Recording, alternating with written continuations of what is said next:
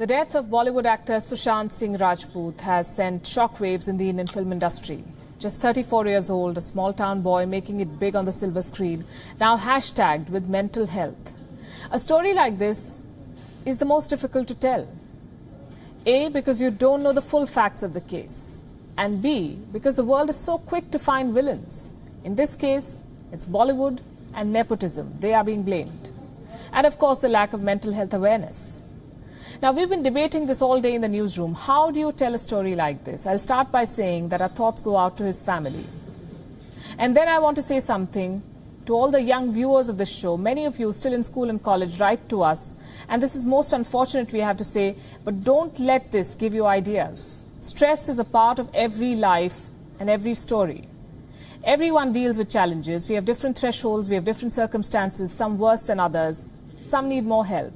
But ending a life is never an option, can never be an option. This lockdown has been especially difficult. So we need to unlock conversations about mental health, but never use stress as a crutch or an excuse to not fight whatever comes your way. Think about it. 13,04,516.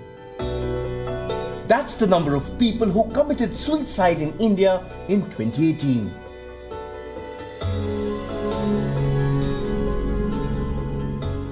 What drove them to kill themselves? Failed businesses, failed relationships, failure in exams, broken families, drug abuse. The reasons are various and many, in some cases even unknown. But what unifies most of the suicide cases is stress and depression. The two are interconnected, and neither stress nor depression is new to India.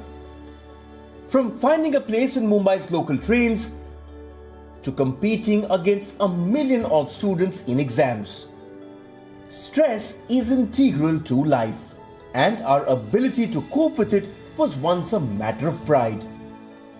But in recent years, mental health has become a troubling issue for India. At least 1 in 20 Indians today has a history of depression.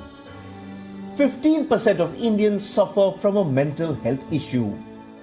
Here's a question. Has our endurance to stress reduced over the years?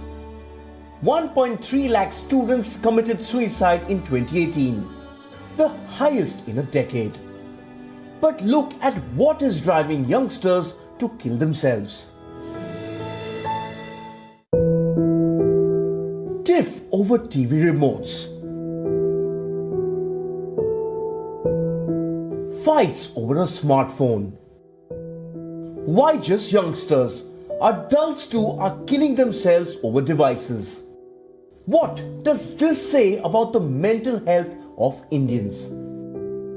Are we really stressed? Or are we failing to cope with basic human tensions? According to one study, at least 82% Indians are suffering from stress because of work, health or finances. India has the highest suicide rate in Southeast Asia. At least 338 Indians have killed themselves during the coronavirus lockdown. So what has changed? What happens to us when the going gets tough? The death of actor Sushant Singh Rajput has triggered discussions about mental health. Yes, there is a need to end the stigma attached to mental health.